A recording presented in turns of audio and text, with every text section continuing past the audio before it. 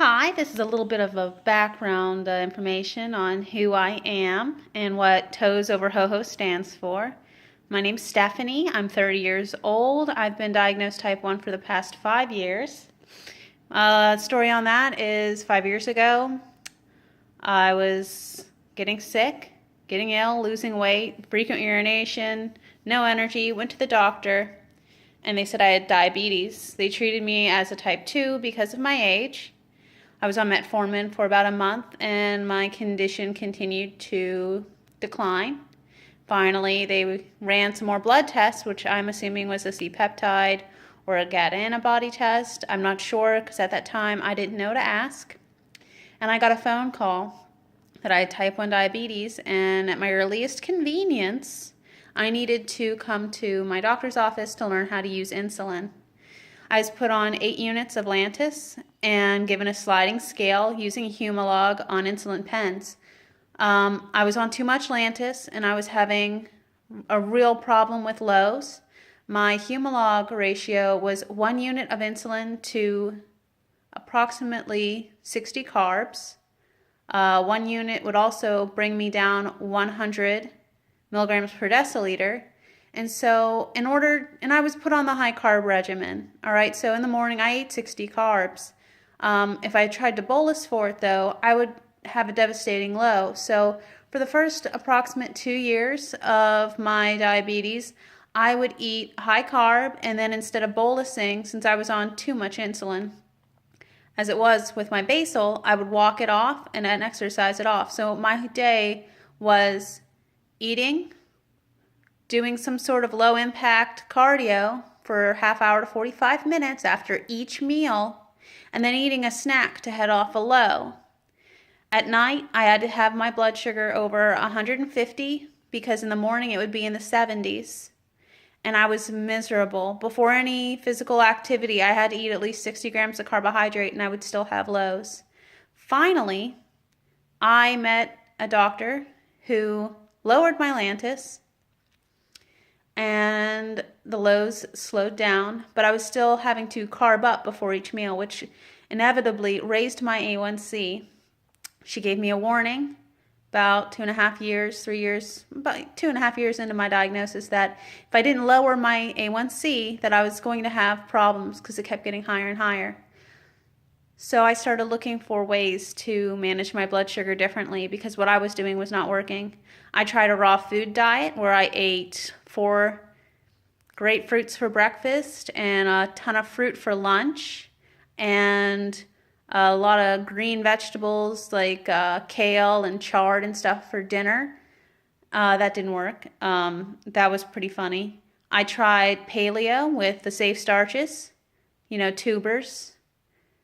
That didn't work either. It was still a roller coaster.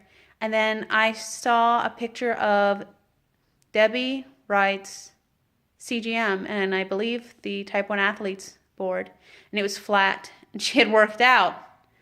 So immediately I was like, what are you doing? How did you do that? And she told me about low carb and Dr. Bernstein's diabetes solution. Now, mind you, I was still active at this time, but before going to Zumba, I would have to eat 2 Pop-Tarts.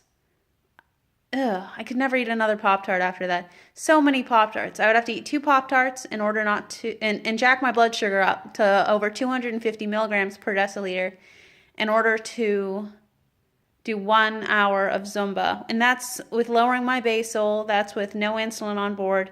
I was miserable. So I took Debbie's information that she gave me and I did my own research. And I got an insulin pump. And I asked my doctor, now that I have an insulin pump, I can eat any way I want, right? And she said yes, assuming that she probably assumed that I was going to eat more junk food or be more regular. Because at the time, I was a vegetarian, eating very healthily, or trying to, what I thought was healthy. All right, so I started lowering my carbs. At that point in my life, I was around 150 carbs a day. So every week, I lowered my carbs 10 to 15 carbs less each week. I did that until I got to around 50 grams of carbs, and I noticed my blood sugar was steadier. When I worked out, it wasn't tanking as much. And once I got to about 30 to 50 carbs total a day, I remember doing one of my favorite cardio workouts. It's called Turbo Fire. It's kickboxing to music. It's so much fun. And I used to always have to pause 20 minutes in, test my blood sugar, and eat 15 grams of glucose, or I would be on the floor. And I tested my blood sugar, and it was steady. I'd started my workout at 88 milligrams per deciliter, and at this time I had the N-Light sensor, and it didn't alarm or anything, but I still stopped and I tested, and I was still 88 milligrams per deciliter halfway through my workout, and I bawled my eyes out in relief because I finally found something that would allow me to be myself, to exercise hard, and to live my life as well as I could, even though I have diabetes, even though I'm type 1 diabetic. I got my life back. And for the past almost 3 years, I've had an A1C below 5.9%, most of the time near 5%, almost effortlessly, simply because of the law of small numbers. Low carbs means less insulin, means less margin for error, and you are no longer on the roller coaster. That blood sugar roller coaster has stopped, and you are now pretty much on that train that old people ride around the park, and it just shows you all the attractions, and they tell you about the history of the park. But pretty much, yeah, flat lines. It's the only time you ever want a flat line on a medical device is your CGM. But that's my story, and I want other people to see how easy and how wonderful eating low carb can be for their health, for their blood sugar, and how you are not deprived of anything. There's an option for you, and it's normal blood sugars, and it's a long life, and it's no amputations, it's no retinopathy, it's no nephropathy. It's a good life. Thank you.